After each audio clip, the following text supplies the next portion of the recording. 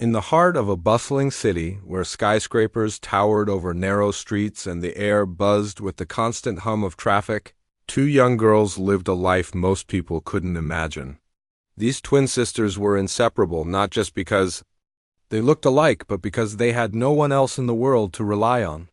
Their days began before sunrise, waking up under makeshift blankets near the railway station. The ground beneath them was cold and hard, but they huddled close together, finding warmth in each other's presence. They didn't have no soft beds to sleep in, no warm meals waiting for them, and certainly no parents to tuck them in.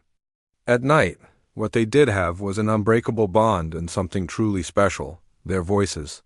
From the time they were little, singing had been their escape, their way of holding on to hope when everything around them seemed dark and overwhelming.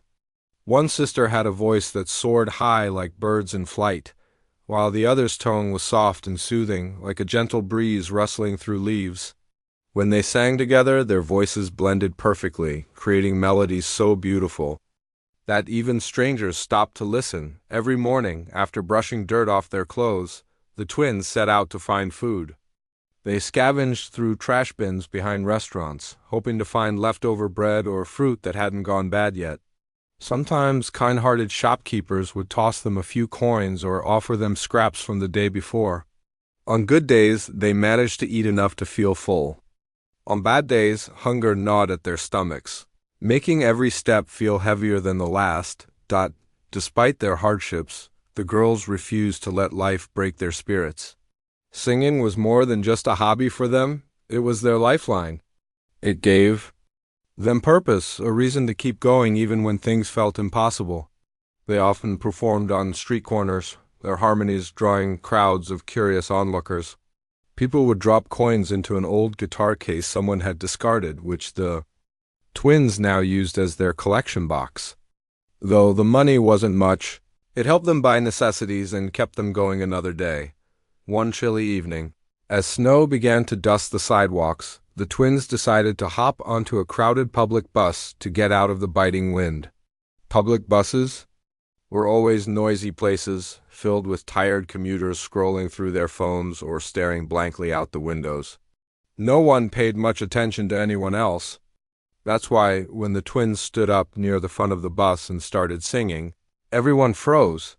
They didn't have any instruments with them, just their voices, but that was enough. One of the girls began humming softly, setting the mood, while the other joined in with lyrics that spoke of hope and longing. It was a song about finding light in the darkest corners, and as their voices rose and fell, the entire bus fell silent. Commuters lowered their phones, turned away from their conversations, and simply listened. Tears welled up in some eyes, while others smiled faintly, moved by the raw emotion in their performance. Among the passengers sat a man in his late 40s, dressed in a plain coat and clutching a briefcase tightly. He had boarded the bus earlier, lost in thought, staring out the window as if trying to escape the weight of his own memories. But when the twins started singing, something stirred deep inside him. At first, he didn't understand why. The melody was beautiful, yes, but it wasn't just the music, it was something else. Something familiar. As the twins sang, their voices weaving together like threads in a tapestry, the man felt his chest tighten. It was as though the song was speaking directly to him, pulling at emotions he had buried long ago. Tears welled up in his eyes, blurring his vision, but he didn't wipe them away. Instead, he listened intently, letting the words wash over him. By the time the performance ended, the bus erupted into applause. Coins clinked into the open guitar case at the girl's feet, and some passengers even cheered, but the man remained seated, unable to move. His mind raced with questions. Who were these girls? Why did their voices feel so close to his own? Could it be possible? When the bus pulled over at the next stop, the twins stepped off, clutching their makeshift collection box. Without thinking twice, the man followed them. His heart pounded in his chest as he approached them on the sidewalk. "Excuse me," he said softly, his voice trembling. "That was incredible. You two have amazing voices." The girls turned to look at him, their expressions wary. They weren't used to strangers approaching them, especially not ones dressed in suits and carrying briefcases.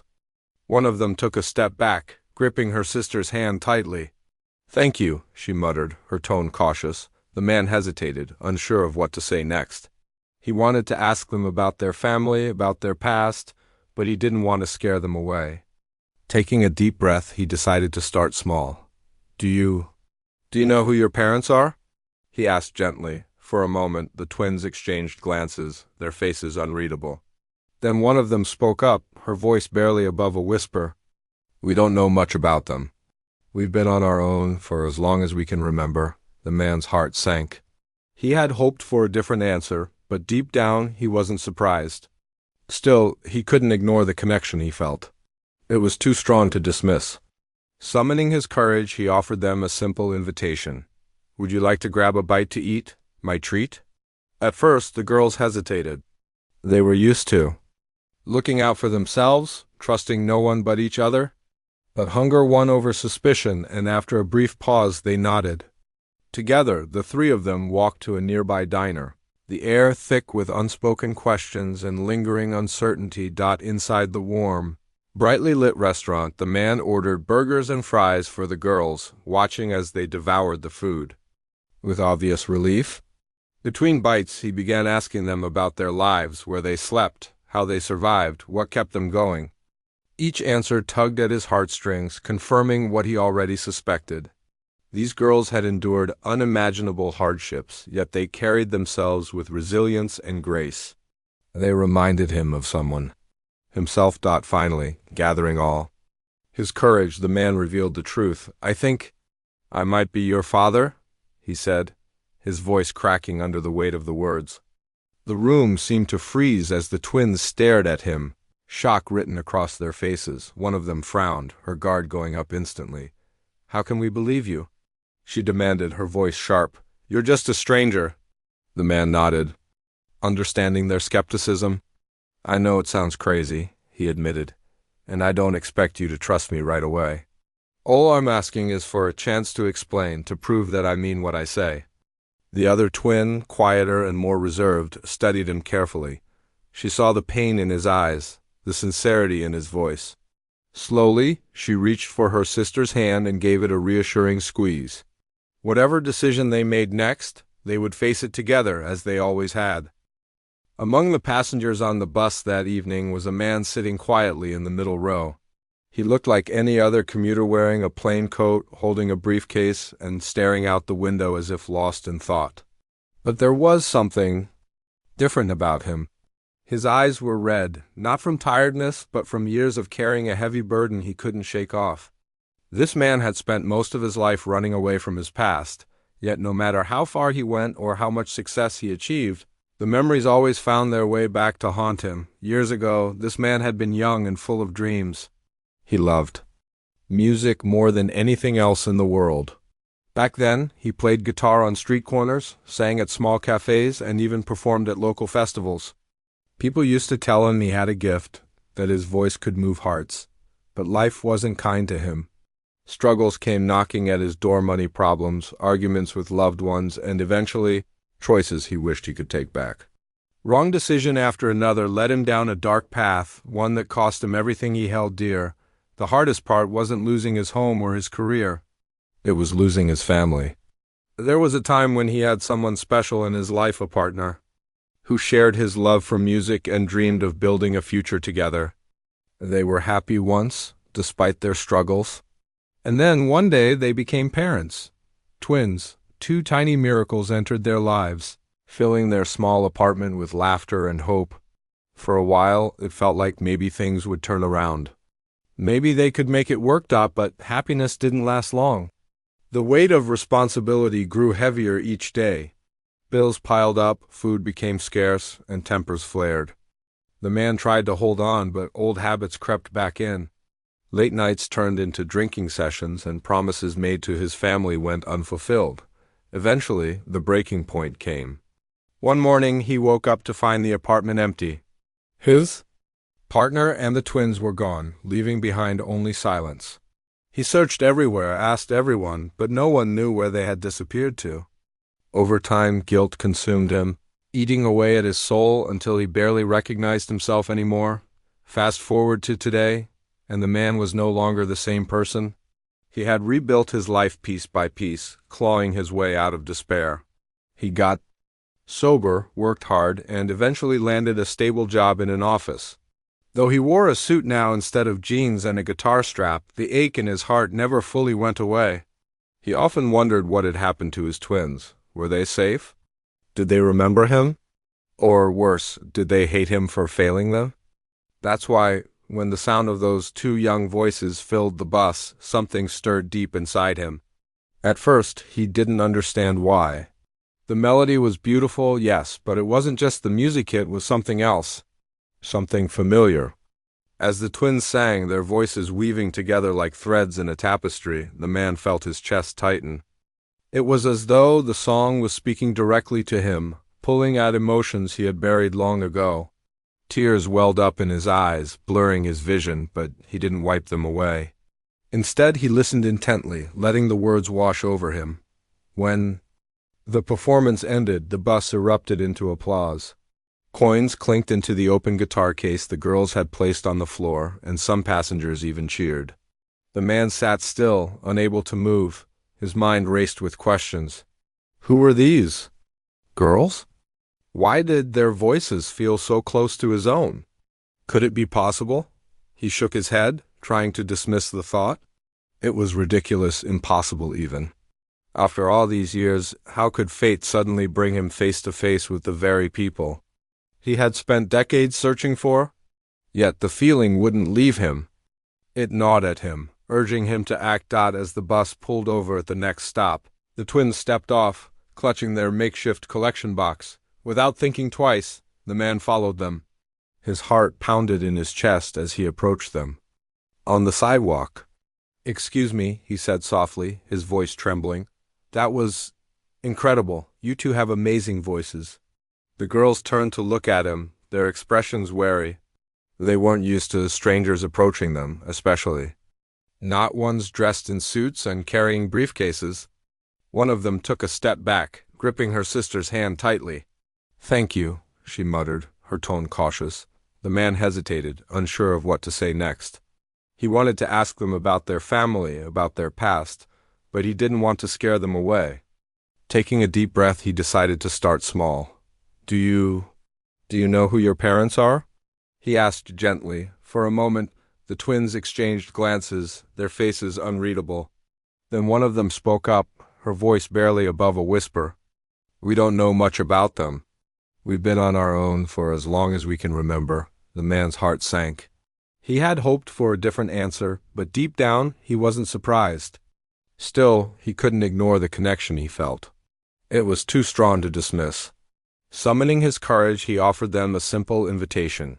"Would you like to grab a bite to eat? My treat?" At first, the girls hesitated. They were used to looking out for themselves, trusting no one but each other. But hunger won over suspicion, and after a brief pause, they nodded.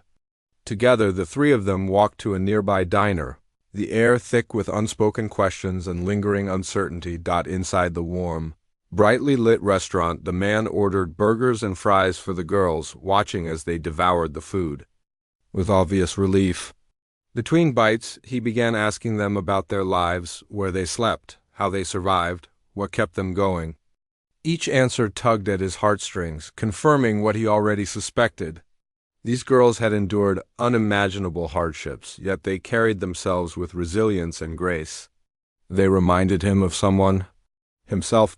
Finally, gathering all his courage, the man revealed the truth. "I think I might be your father," he said, his voice cracking under the weight of the words. The room seemed to freeze as the twins stared at him. Shock written across their faces, one of them frowned, her guard going up instantly. "How can we believe you?" she demanded, her voice sharp. "You're just a stranger." The man nodded, understanding their skepticism. "I know it sounds crazy," he admitted, "and I don't expect you to trust me right away. All I'm asking is for a chance to explain, to prove that I mean what I say." The other twin, quieter and more reserved, studied him carefully. She saw the pain in his eyes, the sincerity in his voice. Slowly, she reached for her sister's hand and gave it a reassuring squeeze. Whatever decision they made next, they would face it together, as they always had. The diner was warm, with the smell of fried food and coffee filling the air. The twins sat across from the man, their faces a mix of confusion, suspicion, and curiosity. For a moment no one spoke. The only sounds were the clinking of forks against plates and the low hum of conversations around them. The man could feel his heart racing, but he knew he had to stay calm. This was his chance, maybe his only chance to explain himself, to bridge the gap between the life he once abandoned and the one he desperately wanted to rebuild. "I know this is hard to believe," he started, his voice steady but soft, like he was talking to frightened animals. "But I think you two are my daughters, my twins." The words hung in the air, heavy and raw. One of the girls, the more outspoken one, narrowed her eyes at him. Her fingers tightened around the edge of the table, as if she was bracing herself for something. "What makes you say that?" she asked sharply. "People don't just walk up to us claiming they're our father. You could be anyone." Her tone wasn't rude, exactly, but it was firm, a wall she'd built over years of protecting herself and her sister. The man nodded slowly, understanding where she was coming from. He didn't blame her for being defensive. If anything, her reaction made perfect sense given everything they'd been through. "You're right," he said quietly. "I can't prove it right now, not without more time. But I'll tell you my story, and then you can decide what to do next. Fair enough?" The twins exchanged a glance. They weren't sure whether to trust him or not, but something about the way he spoke, the honesty in his voice, made them hesitate. Finally, the quieter twin gave a small nod, signaling that they would listen. "So," the man began. He told them about his younger days, how he used to play music on street corners and dream of making it big. He talked about meeting someone special, someone who shared his love for melodies and lyrics. Together, they dreamed of raising a family, of teaching their kids to sing and laugh and live fully. Then came the twins. Their birth was supposed to be the happiest moment of his life, and for a while it was, but things got hard. He continued, his voice breaking slightly. "Really hard. Money was tight, and I messed up. I made bad choices that hurt the people I loved most. Your mom left because of me. She took you both with her, and I never saw you again." He paused, swallowing the lump in his throat. The memories still stung, even after all these years. "I spent a long time blaming myself for losing you. I tried to find you, but every lead went cold. I thought I'd never see you again. And then today on that bus, when I heard you sing," his voice trailed off and tears welled up in his eyes, "it felt like fate brought me here. Like maybe this is my second chance." The diner grew quiet around them. Even the background chatter seemed to fade as the weight of his words settled over the table. The twins stared at him, their expressions unreadable. For a long moment, neither of them said anything.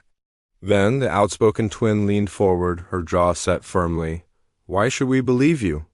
she demanded, her voice trembling with emotion. "You left us. You weren't there when we needed you. We've been alone for years, struggling to survive while you were off living your life. How do we know you're not lying? How do we know you won't disappear again?" Her words hit him like a punch to the gut, but he didn't flinch. He deserved every bit of anger she threw at him. "You're absolutely right," he admitted, his voice thick with regret. "I failed you. I wasn't there when you needed me, and I'll carry that guilt for the rest of my life. I'm not asking you to forgive me, not yet, anyway. All I'm asking is for a chance to make things right. To show you that I mean what I say this time." The quieter twin, who had been silent until now, finally spoke up. "What does that mean?" she asked softly, her voice barely audible above the din of the diner. "What are you offering?"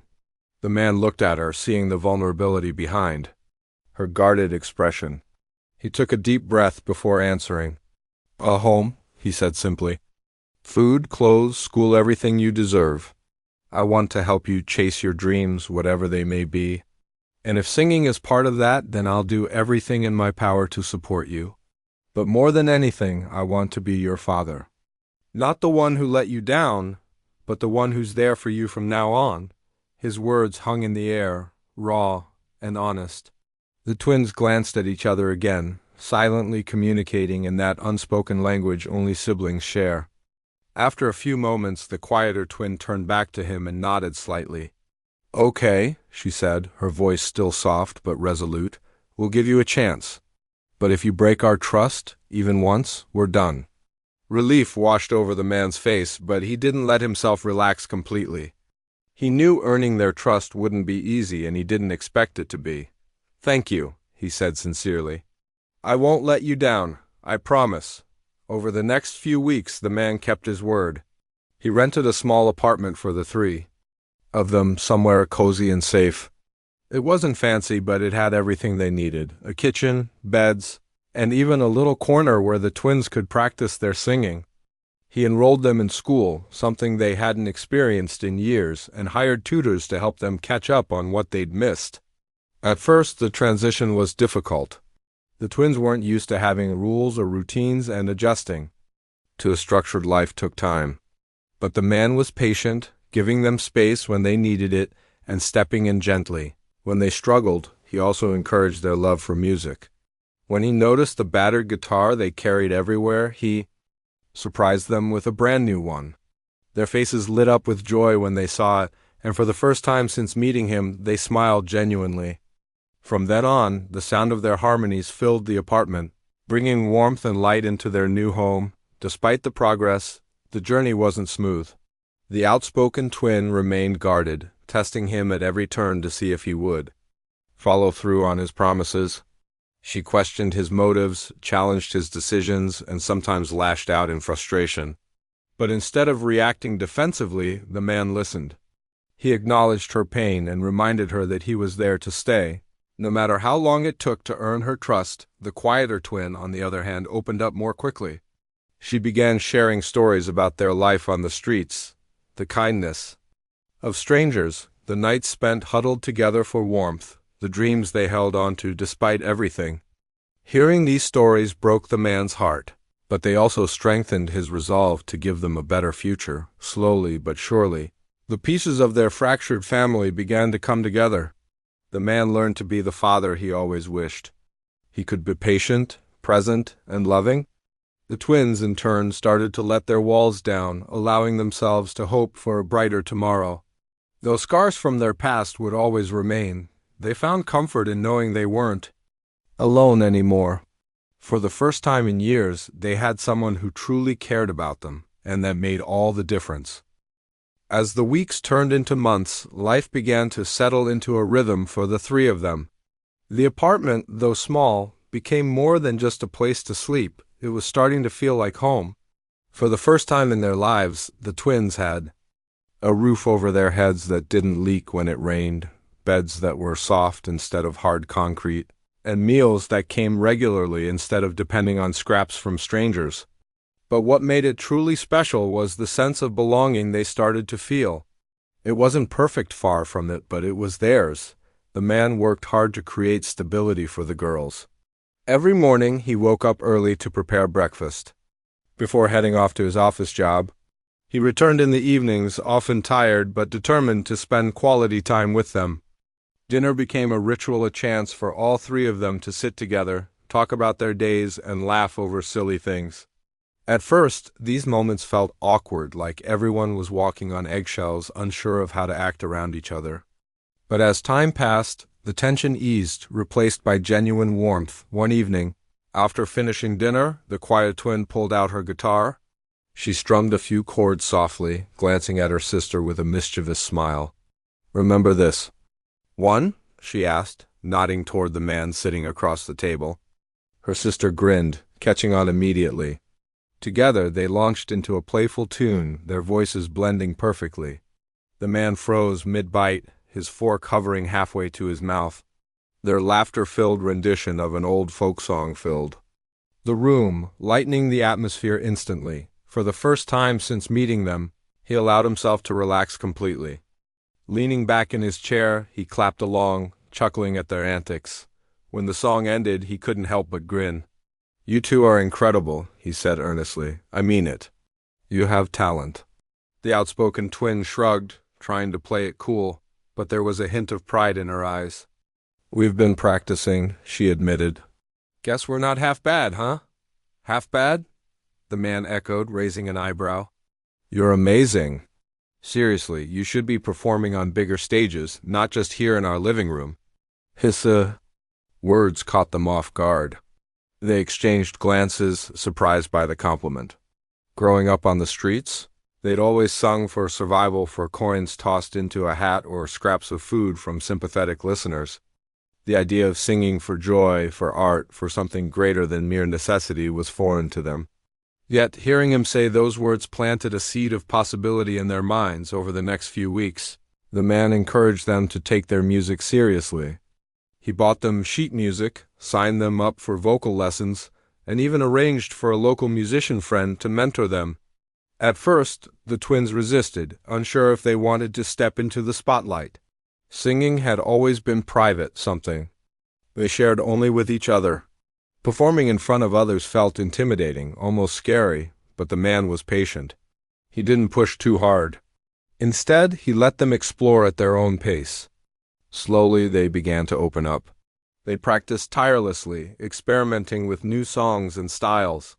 Their confidence grew, bit by bit, until one day, they surprised him by announcing they wanted to enter a local talent show.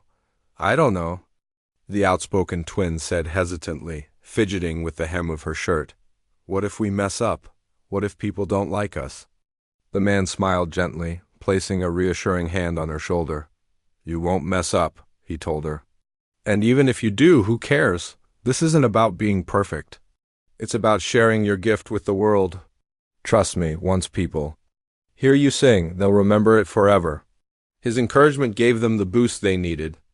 With renewed determination, they threw themselves into rehearsals, working late into the nights to perfect their performance. The man stayed up with them, offering advice and cheering them on. On the day of the talent show, he stood backstage with them, squeezing their hands tightly as they waited for their turn. When their names were called, the twins walked onto the stage, their hearts pounding with nerves. The spotlight blinded them momentarily, and for a split second they froze. But then they heard the familiar sound of their father's voice calling out from the audience. You've got this! He shouted, his tone full of pride. Taking a deep breath, they began to sing. Their voices soared through the auditorium, weaving a spell over the crowd. The song they chose was one they'd written themselves, a heartfelt ballad about finding hope in the darkest places. As they sang, the audience fell silent, captivated by the raw emotion in their performance. Even the judges leaned forward, in their seats, clearly moved. When the final note faded away, the room erupted into applause. People stood up, clapping and cheering, tears streaming down some faces. The twins looked at each other, stunned by the reaction. For so long they'd seen themselves as survivors, as kids who had nothing but each other. But now, standing under the bright lights, they realized they were so much more. They were artists, creators, dreamers. After the show, the man hugged them tightly, his eyes shining with pride. I told you, he whispered. You were born to do this. The quieter twin buried her face in his shoulder, overwhelmed by the emotions swirling inside her. Thank you, she murmured, for believing in us. The outspoken twin, usually so guarded, allowed herself a rare moment of vulnerability. Yeah, she added gruffly, though her voice wavered slightly. Thanks. That night, as they drove home together, the car filled with laughter and excited chatter about the performance, the man felt a surge of gratitude. He knew the road ahead wouldn't always be smooth. They still had wounds to heal and trust to build, but for the first time in years, he felt hopeful that they could overcome anything, as long as they faced it together. In the months that followed, the twins continued to pursue their passion for music. They performed at community events, charity fundraisers, and eventually larger venues. Each performance brought them closer to their dream, but more importantly, it brought them closer to each other and to the man who had fought so hard to earn their trust. One evening, as they sat together in the living room, the quieter twin picked up her guitar and began strumming a melody. Her sister joined in, humming softly. After a moment, the man grabbed his own guitar, the one he hadn't touched in years, and joined them. His fingers were rusty, but his heart was full.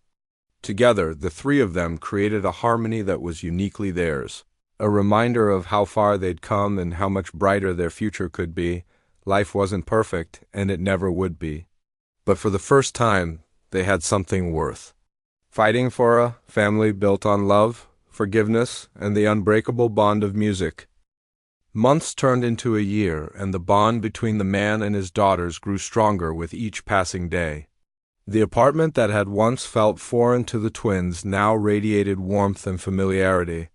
Photos of their performances hung on the walls, alongside drawings and notes they'd exchanged over late-night conversations. It wasn't just a house. It was a home, a place where laughter echoed through the halls, and music filled every corner. The twins' confidence soared as they continued to perform. They weren't just singing anymore. They were telling stories of resilience, hope, and healing. Their songs carried fragments of their past, woven into melodies that resonated deeply with anyone who listened. People began to take notice. Local newspapers wrote articles about the talented twin sisters whose voices could light up even the darkest nights. Radio stations played recordings of their performances, and soon invitations poured in for bigger events and festivals. But, despite the growing recognition, the twins never lost sight of what mattered most: their family. After every performance, no matter how big or small, they always looked for him in the crowd. And he was always there, sitting proudly in the front row, clapping louder than anyone else. His presence gave them strength, a reminder that they weren't alone anymore. One evening, after a particularly emotional performance at a community center, the quieter twin approached him backstage. Her eyes glistened with unshed tears as she handed him a folded piece of paper. "We wrote this for you," she said softly, her voice trembling slightly. "It's kind of like a thank you." Curious, the man unfolded the paper and began to read. It was a letter, written in their handwriting, one line from each of them. "Thank you for finding us when we thought no one would ever come looking. For giving us a second chance when we didn't think we deserved one. For believing in us when we couldn't believe in ourselves. And for being the dad we always dreamed of having, even if it took a little longer than we hoped." By the time he finished reading, tears streamed down his face. He pulled them into a tight hug, unable to find the words to express how much their gesture meant to him. All he could manage was a choked, "I love you both so much." As the months went by, the man noticed subtle changes in the twins, not just in their confidence, but in the way they interacted with him. The outspoken twin, once guarded and skeptical, now sought his advice before making decisions. She still teased him relentlessly, calling him old-fashioned whenever he suggested classic rock songs for practice, but there was affection behind her jokes. The quieter twin, meanwhile, opened up more freely, sharing her thoughts and dreams without hesitation. She often asked him about his own childhood, eager to learn more about the man he used to be before life got complicated. Their relationship wasn't without its challenges. There were moments when old fears resurfaced, especially for the outspoken twin. One night, after an argument about curfew times, she stormed into her room, slamming the door behind her. The man sat on the couch, staring at the closed door, feeling helpless. He wanted to march in and demand answers, but he knew better. Instead, he waited until the next morning, knocking gently before stepping inside. "I'm sorry if I came off too strict yesterday," he began, sitting on the edge of her bed. "I just worry about you. Sometimes it feels like I'm walking on thin ice, trying not to mess things up again." She glanced at him, her expression softening. "I know," she admitted after a pause. "It's just hard sometimes. Trusting someone, but I'm trying." Her honesty caught him off guard, and he nodded, swallowing the lump in his throat. "I appreciate that," he said quietly. "And I want you to know I'll keep trying too. We're learning together, okay?" She gave him a small smile, and though she didn't say anything else, the tension between them eased. Moments like these reminded him that rebuilding trust wasn't a straight line. It was messy, unpredictable, and full of setbacks. But it was worth every step. One sunny afternoon, the twins surprised him with an idea. "We want to write a song," the quieter twin announced during breakfast. "A new one. About everything that's happened to us. The man raised an eyebrow. Intrigued. Sounds ambitious, he teased. What's it going to be about? Us? The outspoken twin chimed in. Our story? Everything we've been through, the bad stuff, sure, but also the good stuff. Like you finding us and us finding each other again. Over the next few weeks, they worked tirelessly on the project. The twins scribbled lyrics in notebooks, testing out different melodies on their guitars. The man joined in occasionally, offering suggestions or helping tweak verses. Late nights became brainstorming sessions filled with laughter, disagreements, and breakthroughs. By the time they finished, the song felt like a masterpiece, a testament to their journey. When the day of the Citywood talent competition arrived, the twins stood nervously backstage, clutching each other's hands. This was their biggest stage yet, and the stakes felt higher than ever. But as they stepped into the spotlight, they spotted him in the audience, smiling up at them with pride. Taking a deep breath, they began to sing, their voices intertwined seamlessly, painting vivid pictures of loss, longing, and redemption. The lyrics spoke of broken homes and mended hearts, of strangers becoming family, and of finding light in the darkest places. As the final note hung in the air, the entire auditorium erupted into applause. People stood, cheering wildly, moved to tears by the raw emotion in their performance. When the judges announced their names as the winners, the twins ran off stage and straight into his arms. "We did it!" the quieter twin exclaimed, laughing through her tears. The outspoken twin added, grinning ear to ear, "Told you we wouldn't mess up." He hugged them tightly, overwhelmed with gratitude. "You didn't just win tonight," he whispered. "You proved to yourselves and to everyone that your story matters, that you matter." In the weeks that followed, life settled into a comfortable rhythm. The twins continued to perform, their fame growing steadily, but they remained grounded, always prioritizing their bond with each other and with him. The man, too, found peace in knowing he had finally done right by his children. Though scars from their past lingered, they served as reminders of how far they'd come together. One evening, as they sat around the dining table, the quieter twin looked up from her plate and smiled. "Do you think Mom would be proud of us?" she asked softly. The question caught the man off guard, but he nodded slowly. "I think she'd be amazed," he replied. "Not just because of your talent, but because of the incredible people you've become. Resilient, kind, brave." The outspoken twin smirked, nudging her sister playfully. "And don't forget stubborn." They all laughed, the sound filling the room like music. For the first time in years, none of them felt weighed down by regret or fear. Instead, they felt hopeful for tomorrow, for the future, and for the endless possibilities ahead. As the sun set outside, casting golden light through the windows, the man realized something profound. Life hadn't given them a perfect beginning, but it had handed them something far greater, a chance to rewrite their story. Together, they had transformed pain into purpose, loss into love, and brokenness into beauty. And in doing so, they had created something truly extraordinary, a family built not on blood alone, but on forgiveness, trust, and the unshakable power of music.